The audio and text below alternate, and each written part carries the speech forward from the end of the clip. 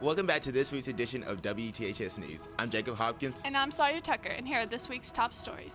Jacob, have you enjoyed being a Tupelo boy? I've had so much fun being Big T. Let's catch up with the rest of Upelo to see what they have to say about bringing spirit to THS. I'm the T, and the T has a lot of pressure on it because I'm usually the one that starts the chants and whatnot. I'm the U on the Tupelo Boys, and so I guess without the U would be Tupelo. My letter is P, and what P means to me is like I get to be in the middle of all the fun. I'm right in the middle of the word Tupelo. My letter is E, and E basically is the middle part of Tupelo. I'm the L, so I'm kind of like on the end with Andrew, the O. We just get the crowd hype for the football games, basketball games, volleyball games, everything. My role as a Tupelo boy is just to get the crowd hyped up and just get the fans, let them know what's going on and get them into the game and just get them energized. As a Tupelo boy, I'm here to get the student section hype and go to all the sporting events, no matter what sport it is. The reason I wanted to be one is because I go to all the sporting events mostly anyway, and it's just a lot of fun to be able to get people into it. I want to be a Tupelo boy because last year I got really involved in sporting events like sore throat, very soreness from all the cheering and whatnot. My freshman year, the Tupelo boys were really good, and the whole student section was really fun. It was just really fun to be there, and so we're just trying to get them back going and really want everyone to enjoy the games, not just feel like they have to be there. My favorite cheer is definitely the ESPN cheer. My favorite chant is the one where it's like, At volleyball games, my favorite cheer is the TUPELO one that Jacob leads. But at football games, it's probably the ESPN. The most dedicated Tupelo boy would have to be Landon Long. I mean, he's been dreaming about this since 7th grade, probably 7th or 8th grade. Landon Long sleeps in his L Tupelo boy shirt every night. And like, all right, if you see Landon in the hallway, he's wearing his L shirt underneath his regular shirt. It's a proven fact. Yes, the rumors are true. Landon sleeps in his shirt, and I've also heard he wears it under his church clothes when he goes to church. The game I'm looking forward to the most would be Brandon, because it's a big away game, and they showed up a lot last year. They had a lot of students come to Tupelo last year, and I'm hoping we can come there and do it really big. I cannot wait for the Oxford game because it's our senior night here, and hopefully we go undefeated. Definitely Oxford, because that's our biggest rival of the year, and it's going to be a crazy game, and it's going to be a blackout. I'm definitely looking forward to the Oxford football game. It's the last game of the year, last regular season game of the year, and it's going to be a really fun game. They'll probably bring a big student section, so it'll be a real fun night. Hearing that ESPN chant is really getting me excited for tonight's game. Yeah, me too, but there might be a flood warning tonight, so let's check in with Shields and Carter to hear this week's weather. Hey guys, I'm Carter Halbert. And I'm Shields Hare, and this is your 7-day forecast. Tonight at the football game against Clarksdale, as the rain fades away, even though we'll still have a flood warning, there'll be highs in the 80s and lows in the 60s. But don't forget to show out your goal tonight. Throughout the week, we'll have highs in the 80s and lows in the 60s. On Tuesday and Wednesday, we'll have chances of rain. Hey Carter, you want to hear a joke? Yeah, Shields. What do you call a wet bear? What? A grizzly bear. Wow. Anyways, back to y'all in the studio. Have you heard about the new Spirit Club? No, something for the club just for me. We caught up with some students around THS to see what clubs they joined this year.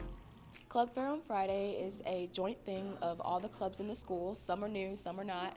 We have NHS, NEHS, a bunch of National Honor Societies basically, and you have different clubs like Media Club and all those that get together to showcase to the freshmen.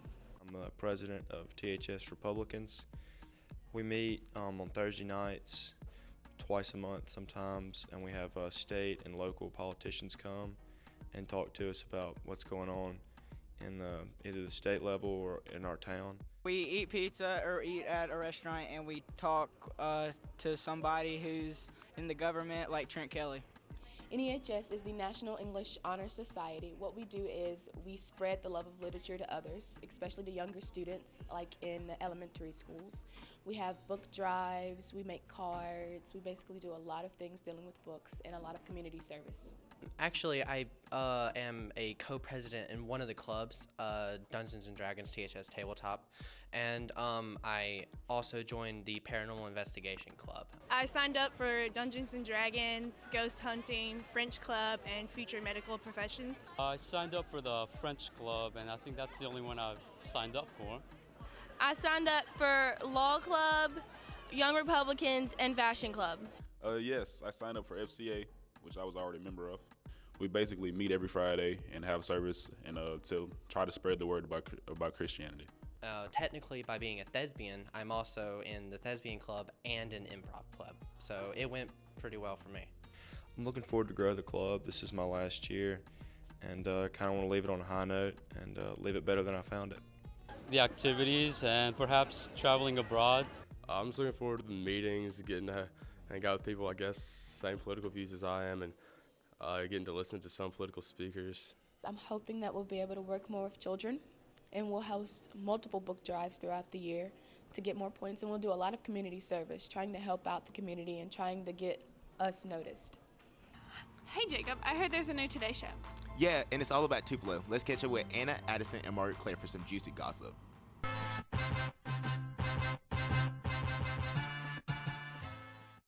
Good morning, THS. This is Tupelo Today. I'm your host, Addison Riley. I'm your host, Anna Calhoun. And I'm your host, Margaret Claire Blakey. Have you ever seen the movie How to Lose a Guy in 10 Days? Mm-hmm. Well, that really got us thinking. How do you lose a guy in 10 days?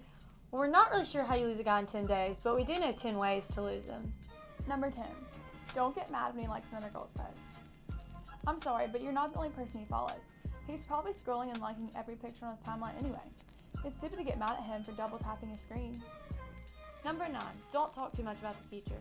If you say you want to be his wife or how cute your future children will be, he will literally make a 180.